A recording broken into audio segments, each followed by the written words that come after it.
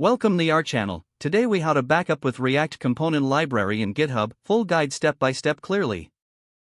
Begin by opening your terminal or command prompt. Navigate to the directory where your React project is located. Use the command git init to initialize a new Git repository if one hasn't been created already. Next, add your project files to the staging area by using the command git add. This will add all the files in the current directory. After that, commit your changes with git commit m initial commit. This step records the changes you've made. Now, move to GitHub and log in to your account. Create a new repository by clicking on the New button.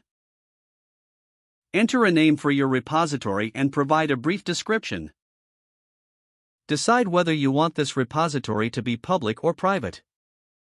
Once you've filled out the necessary fields, click the Create Repository button. GitHub will now show you a URL for your new repository. Copy this URL as it will be needed to connect your local repository to GitHub. Return to your terminal and link your local repository to your GitHub repository. Use the command git remote add origin repository URL. Replace repository URL with the URL you just copied. Next, push your local commits to GitHub using the command git push origin master. This will upload your code to your new GitHub repository.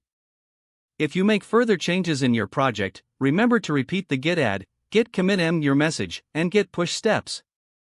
To ensure your backups are up to date, consider setting a regular schedule for commits. You can also create branches for new features or experiments before merging them into your main branch. Utilizing GitHub's protection features can enhance the safety of your backups. Be sure to collaborate with team members via pull requests if you're working in a team. Always make sure you resolve any merge conflicts that may arise during collaboration. With these steps, your React project will be safely backed up and maintained on GitHub.